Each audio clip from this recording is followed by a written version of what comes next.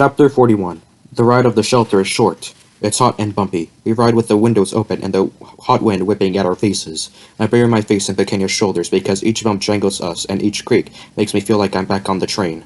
We don't have to ride that screeching beast anymore. That's what Pequeña says, but she's wrong. The priest who has introduced himself as Father Gonzalez is talking, but I don't know what he is saying after a while. He is quiet and the ride is silent. Except for the wind, the creaks, the jostling of the keys on our keyring with each bump. What I'm thinking of is the glow of the candle at the altar, and how I used to go with Chico to light one for his mother at the church near my house. He was always so quiet when he left, but then, not too long ago, or maybe it was 100 years ago, as he walked by some batallos, kicking a soccer ball in the field next to the church, where they once found a body, Chico whispered Weirlo, I wish I could see her again. He blinked like crazy, trying to hold back tears, trying to tough like I told him to be.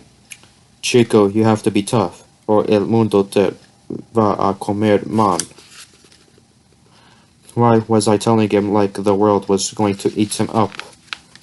I think of this chewed up body on the side of the tracks, the way the beast tore into him. I sealed his fate in so many ways. My shoulder throbs. Maybe this is my punishment. Maybe I shouldn't have fought. Maybe I should have let the dog tear me to shreds.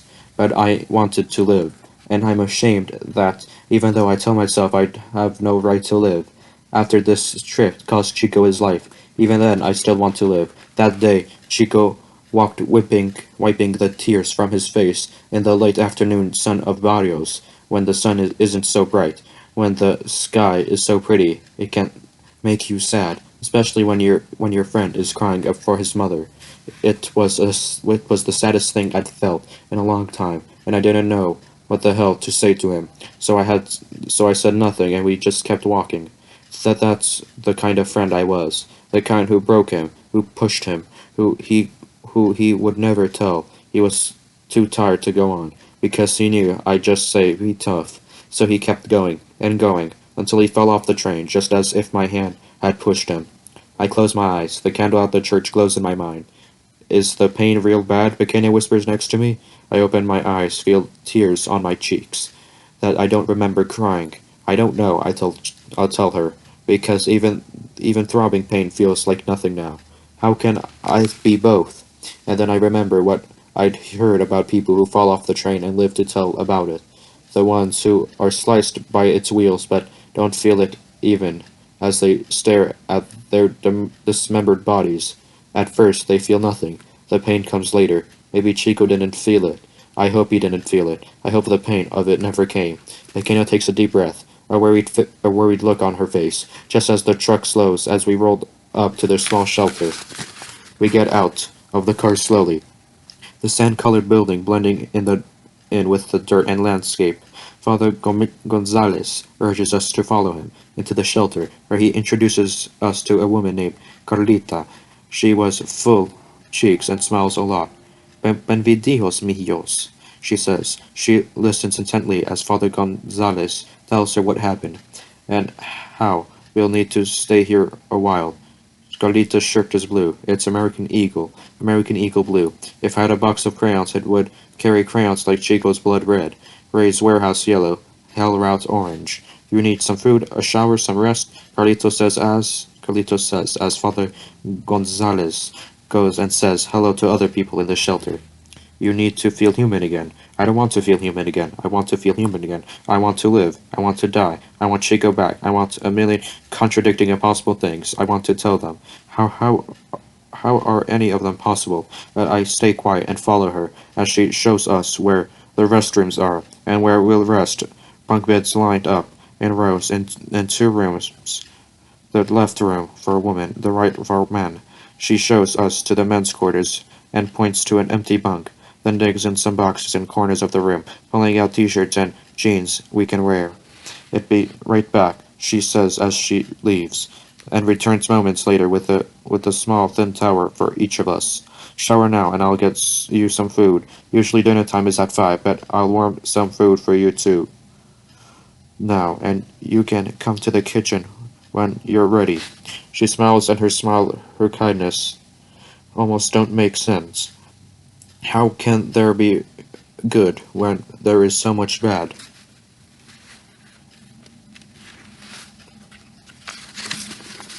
As soon as she's gone again, everything goes silent. A couple of guys at the other end of the table are playing cards and glance at us. Something in their look immediately makes me think they've been on La Bestia too. Something in their eyes, they give a short nod in my direction, like they recognize something in me, too, but I just lie down on top bunk and stare at the ceiling. You want to shower first? Pequeña asks, standing next to me. I shake my head. She says something else, but I don't answer. And when she's suddenly gone, El via es muy feo, I hear one of the guys say from the other side of the room. But you'll be okay, Pasanio. You'll be okay. That's all he says. And I hear the shuffle of the cards as they go back to their game. I close my eyes and shut out the world. I told him we would make it. I told him to trust me. I told him if we didn't run, we'd die. I opened my eyes to the smell of soap and warm earth, and it's Pequeña standing next to me. Your turn, she says. In the shower, the water is cold. I keep the dog bite from getting wet, but when I stare at the stitches, and I wonder if when the dog bit me, he stole whatever he was left of my soul, because I feel nothing except for the cold. When I'm done, I go to the kitchen, following the smell of food that I don't want, but my body does. Pequeña is there, talking to Carlita. I sit across from them, where there is a plate beans, tortilla, and eggs. I mutter a thank you before eating. It tastes like nothing. I look at Pequeña as she finishes the last bites, as she accepts a second helping from Carlita, her eyes closed, and I wonder if it tastes good for her. I stare at her, and she looks guilty. I'll be okay, Pulga, she says. Cacalo que sí, Carlita says. With the help of Dosieto, you will both be okay. But I don't say anything. I don't tell them how I was just thinking about what a lie that is, and how I'm not sure if God exists, even as I look at the wall behind them and see the words Dios está aquí painted big and white. Lines that look like beams of golden light surround it, and on either side red roses. Where is he? I put another forkful of food in my mouth and chew. That night, I dream of La Bestia. She's angry I refuse to say goodbye. She rides into my dreams, roaring just like I knew she would. And then I am being shoved all over the place on a night ride, pain shooting through my shoulders. And I see that I've tumbled from the top and the wheels have sliced through my arm. And I am crying and screaming in the pitch black of night, but no one knows I fell, and I am left alone on the side of the tracks. Light replaces dark in a flash, and Pequeña is suddenly next to me, yelling at me to wake up. And I am back in the room at the shelter. Pequeña telling me I'm okay, it's okay, as the two guys sit up and stare at me from their bunks on the other side of the room. I'm fine, I tell her, pulling the thin sheet over me, turning away from her and glaring overhead. Light in the room. Are you sure? When I don't answer, I feel her slip away, switch off the lights in the room again.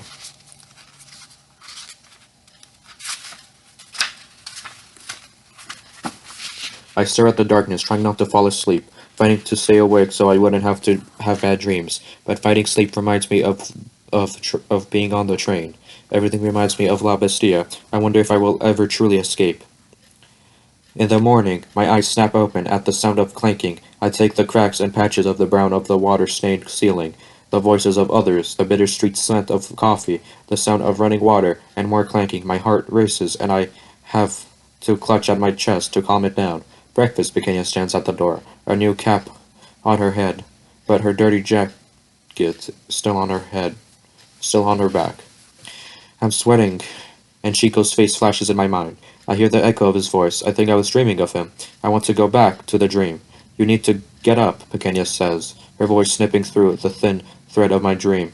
My faint connection with Chico. I sit up quickly, too quickly, and blood rushes to my head, making the whole room spin. But I get up and follow Pequeña to the kitchen anyway. Seated at the table are the two guys from yesterday and Carlina. There's also a woman, a man, and a little boy. The woman is holding food up for the boy's mouth, feeding him. This is my brother, Pulga, Pequeña says, and they all nod and greet me with a chorus of buenos dias and mucho gusto. These two are brothers too, Carlita says.